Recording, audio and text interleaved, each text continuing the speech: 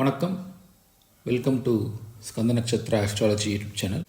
சனி பயிற்சி பலன்கள் 2025 அப்படிங்கிற இந்த சீரீஸில் இன்றைக்கி நம்ம பார்க்கக்கூடிய ராசி வந்து பார்த்திங்கன்னா கும்பராசி. கும்பராசிக்கு சனி பயிற்சி பலன்கள் எப்படி இருக்கும் அப்படிங்கிறத நம்ம பார்க்க போகிறோம்.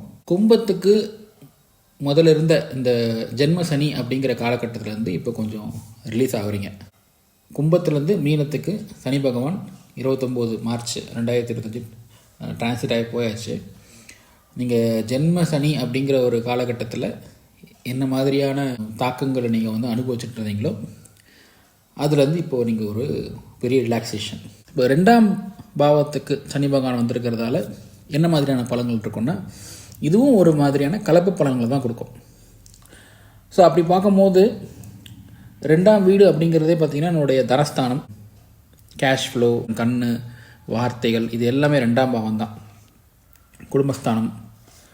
ஸோ இது எப்படி இருக்கும் அப்படின்னா, ராசி அதிபதியே 2ல் போய் உட்காந்துருக்காரு அப்படின்னும் போது நம்மளுடைய எண்ணங்கள், நம்மளுடைய சிந்தனைகள் எல்லாமே வந்து பார்த்திங்கன்னா ஃபுல்லாகவே வந்து பார்த்திங்கன்னா பணம் சம்பாதிக்கணும், பணத்தை எப்படி சேர்க்கணும், அந்த மாதிரி தான். இந்த ஆடை ஆபரணங்கள், ஜுவல்ஸு, அப்புறம் சாப்பாடு. 2ஆம் பாவங்கிறது நம்ம உணவை குறிக்கக்கூடிய பாவமும் கூட.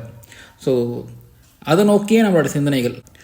ஸோ அதனால் வந்து பிரதானமாக இதையே நம்ம எந்நேரமும் சிந்திச்சுட்டு இல்லாமல் இதை வந்து நம்ம நெகட்டிவ் அப்படின்னு சொல்ல முடியாது. ஏன்னா இது மாதிரி ஆசைகள் எல்லா மனிதர்களுமே இருக்கிறதுன்றது இயல்பான விஷயந்தான். இதுக்கான ஆப்பர்ச்சுனிட்டிஸும் இப்போ நமக்கு அமையும், அதுவும் ஒரு ப்ளஸ் பாயிண்ட் தான். ஸோ குடும்பத்தில் வந்து ராசி அதிபதி 2ல் இருக்கிறது அப்படிங்கிறது ஒரு வகையில் நல்லதாக இருந்தால் கூட, பொதுவாக சனி பகவான் 2ஆம் பாவத்தில் உட்கார்றது குடும்பத்தில் தலசலப்புகளை கொடுக்கும். இது ஏற்கனவே இருக்கக்கூடிய பிரச்சனைகளுடைய ஒரு சிறு நிகழ்ச்சியாக தான் இருக்குமே தவிர புதுசாக பெரிய பெரிய பிரச்சனைகள் வரதுக்கான வாய்ப்புகள்லாம் இப்போ இல்லை. ஸோ அந்த பிரச்சனைகளை எப்படி நீங்கள் வந்து திறமையாக கையாண்டு அதை சால்வ் பண்ணலாம் அப்படிங்கிறத சிந்திச்சு பாருங்கள். இந்த ஸ்கூல் எஜுகேஷன் அப்படிங்கிறது இந்த காலகட்டத்தில் கொஞ்சம் தடைப்படும்.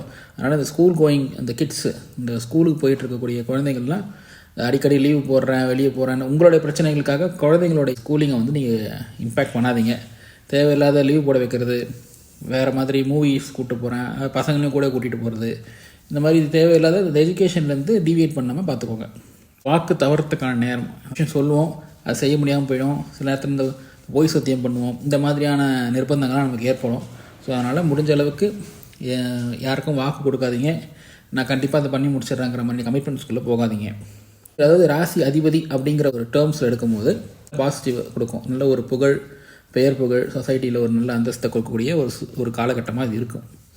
நம்மளுடைய அறிவு, நம்ம இந்த ஷார்ப்பாக திங்க் பண்ணக்கூடிய இந்த மைண்ட் செட், இது எல்லாமே வந்து இந்த நேரத்தில் நமக்கு என்ஹான்ஸ் பண்ணக்கூடிய ஒரு காலகட்டமாக இருக்கும். இது ஒரு ப்ளஸ் பாயிண்ட் தான். 12ஆம் அதிபதி அப்படிங்கிறவர் வந்து 2க்கு வந்திருக்காரு அப்படிங்கிறது இதில் கிடைக்கக்கூடிய நன்மைகள் அப்படின்னு பார்த்தீங்கன்னா, நல்ல ஒரு தூக்கம், நமக்கு ஒரு சைக்கிள் வரும்.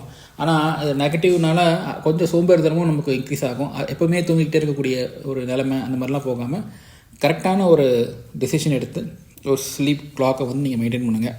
சில பேர் தூக்கமே இல்லாமல் தவிச்சிட்டு இருக்கிறவங்களுக்கு இந்த காலகட்டத்தில் இதெல்லாம் வந்து கரெக்டான ஒரு சைக்கிளில் கொண்டு வரதுக்கான ஒரு டைம் இது. கப்புள் இன்டிமேசின்னு சொல்லக்கூடிய அந்த தாம்பத்திய வாழ்க்கையெல்லாம் இதனால் வரைக்கும் பிரச்சனைகளில் நீங்கள் சந்திச்சு வந்தீங்கன்னா அந்த பிரச்சனைகள்லாம் இந்த வாட்டி சால்வ் ஆகிடும். இந்த டைமில் வந்து அதெல்லாம் நல்ல ஒரு தீர்வுக்கு வரக்கூடிய ஒரு காலகட்டமாக அது இருக்குது. செலவுகள் அதிகமாக ஆகும். 12ஆம் அதிபதி 2ல் போயிருக்கிறதால வருமானத்துக்கு நிகரான செலவுகள் வந்தாலுமே ஒரு சில நேரத்தில் வருமானத்தை மீறியும் நம்ம கையில் இருக்கக்கூடிய காசு, நம்ம கையில் இருக்கக்கூடிய நகைகள், இல்லை எதையாவது ஒரு அடமானம் வச்சு நம்ம செலவு பண்ணக்கூடிய சூழ்நிலைகளும் நமக்கு வரலாம். ஸோ செலவுகளை திட்டமிட்டு செயல்படுத்துறது நல்லது. ஏதாவது சின்ன சின்ன துரோகங்களையும் நம்ம சந்திக்கக்கூடிய ஒரு காலகட்டமாக அது இருக்கும். ஸோ அதனால் நான் முன்கூட்டியே சொன்ன மாதிரி நீங்களும் கமிட்மெண்ட் யாருக்கும் கொடுக்காதீங்க. வேறு யாருடைய கமிட்மெண்ட்டையும் நீங்கள் டிபெண்ட் பண்ணிக்காமல் இருக்கிறது நல்லது. சனியுடைய பார்வை வந்து பார்த்திங்கன்னா 4ஆம் பாவத்தை மேலே விழுது. அதாவது 3ஆம் பார்வை 4ஆம் பாவத்தை பார்க்குறதால தாயோடைய உடல்நிலையில் கவனம் எடுத்துக்கோங்க. ஏன்னா அவங்களுடைய உடல்நிலையை குறிக்கக்கூடியது 4ஆம் பாவங்கிறதால அதை நீங்கள் கவனமாக பார்த்துக்கக்கூடிய ஒரு காலகட்டம். அம்மா வழியில் வரக்கூடிய சில அம்மா வழிகளில் வரக்கூடிய உறவினர்கள், அம்மா கிட்டேயே சில கருத்து வேறுபாடுகள்லாம் உருவாகி மறையக்கூடிய ஒரு காலகட்டமாகவும் அது இருக்கும். லேண்டு, அசட்டு, சொத்து, அதாவது அசையா சொத்துக்கள் இதெல்லாம் வாங்கக்கூடிய பிளான் இருந்ததுன்னா தள்ளி போடுங்க. இது சுகஸ்தானம் அப்படிங்கிறதால இந்த சனி பார்க்குறாரு. சனி பார்வை சுகஸ்தானத்தை மேலே விழுறதுங்கிறதால நம்மளோட சுகங்கள், நம்மளுடைய சொஃபஸ்டிகேஷன் அப்படிங்கிறது அடி வாங்கும். 4ஆம் பாவங்கிறது நம்ம உடலை குறிக்கக்கூடிய பாவம் கூட. ஸோ உடலில் சிறு சிறு தொந்தரவுகள் நமக்கு வந்து போகிறதுக்கான ஒரு காலகட்டம் தான் இது. ஸோ நீங்கள் ஒரு நல்ல ஒரு ஹெல்த், இந்த ப்ராக்டிஸ், இந்த ஒரு யோகாவோ இல்லை ஒரு ஜிம்முக்கு போயிட்டு பர்ஃபெக்டாக ஃபிட்னஸ் மெயின்டைன் பண்ணுறதோ, இந்த மாதிரி எதனா ஒரு நல்ல பழக்கத்தை நீங்கள் வந்து எடுத்துக்கிறது நல்லது. அதே மாதிரி இந்த வளர்ப்பு பிராணிகள், இந்த நாய் பூனைலாம் வச்சுருந்தீங்கன்னா அதுக்கிட்டேயும் கொஞ்சம் தள்ளி இருக்கிறது நல்லது.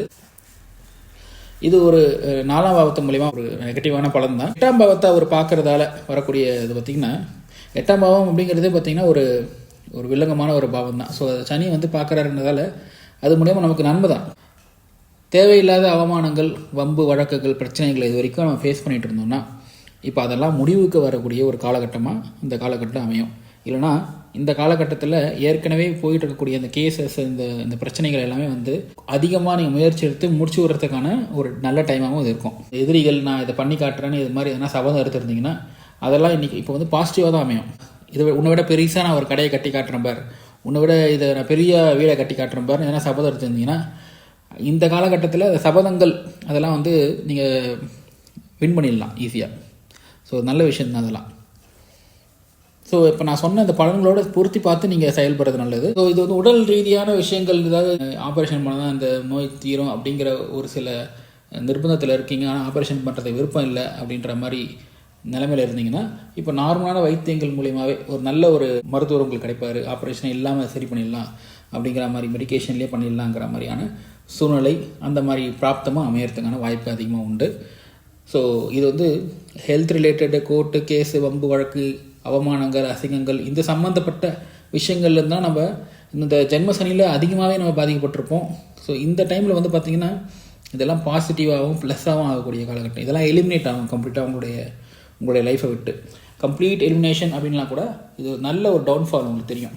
11ஆம் பாவங்கிறது லாபஸ்தானம். லாபங்கள் நமக்கு வந்து அடிபடும். அந்த ஆதரவுகள், லாபங்கள், இந்த காசு, ஆல்ரெடி சொன்ன மாதிரி உங்களுடைய வருமானங்கள் எல்லாமே செலவுகளை நோக்கியே போகும். உங்களுடைய இந்த ஆசைகள், இந்த செலவு பண்ணணும், விதவிதமாக சாப்பிட்றது, ஆடை அணிகள் வாங்கிறது, இந்த மாதிரி எக்ஸ்பென்சஸ் எல்லாமே இருக்கும். ஸோ இது வந்து சரியான ஒரு இன்கம் அண்ட் அவுட்கமாக போயிடுமே தவிர உங்களுக்கு பெனிஃபிட், ப்ராஃபிட்னு நீங்கள் எதுவும் சேவ் பண்ண முடியாத சூழ்நிலை அமையும். மூத்த சகோதரர்கள் மூலியமாக வரக்கூடிய சில நெகட்டிவ் இம்பேக்ட்ஸ் நமக்கு இருக்கும். இந்த சொத்து தகராறு, பங்கு, இதெல்லாம் சில பிரச்சனைகள் வந்து தீரும்.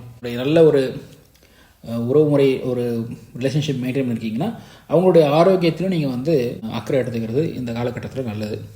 ஸோ மருமகள் இந்த மாதிரி நீங்கள் ஒரு மாமியார், மாமனார் அப்படிங்கிற ஒரு அந்தஸ்தில் இருக்கீங்க, உங்களுக்கு மருமகள்கள் இருக்காங்கன்னா அந்த உறவு முறைகளில் சில சிக்கல்கள் இங்கே வந்து போகிறதுக்கான ஒரு காலமாக அது இருக்குது. ஏற்கனவே இது ஒரு சென்சிட்டிவான ரிலேஷன்ஷிப் அப்படிங்கிறதால இந்த காலகட்டத்தில் பிரச்சனைகள் வந்து ஈஸியாகவே நமக்கு வந்துடும். அதனால் அதை புரிஞ்சுக்கிட்டு செயல்படணும் அப்படிங்கிறது தான் என்னுடைய ஒப்பீனியன். அதே மாதிரி தான் அந்த மருமகன் நான் சொன்னேன் இல்லையா, நம்மளுடைய மாமனாரோட சொத்து நமக்கு வரும். நீங்கள் அதை எதிர்பார்த்து இருந்தீங்கன்னா அது நமக்கு இப்போதைக்கு கைக்கு வந்து சேர முடியாத நிலமை தான்.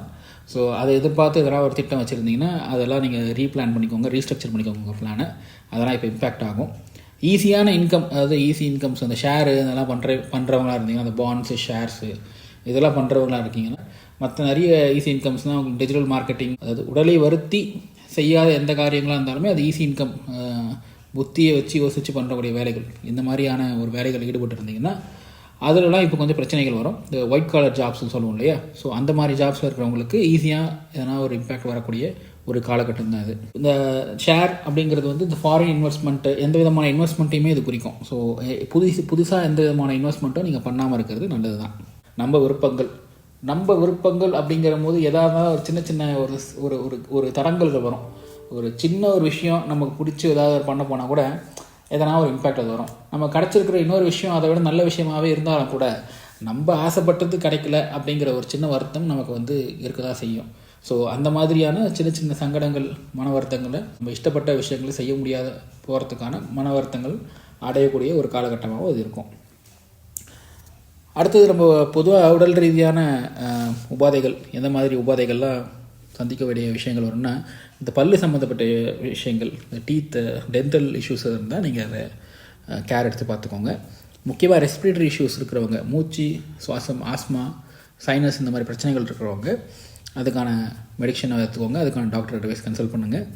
கிட்னி, யூரினரி ட்ராக் இன்ஃபெக்ஷன்ஸ் இதெல்லாம் வந்து சகஜமாக அந்த நேரத்தில் வந்து போகிறதுக்கான வாய்ப்புகள் இருக்குது.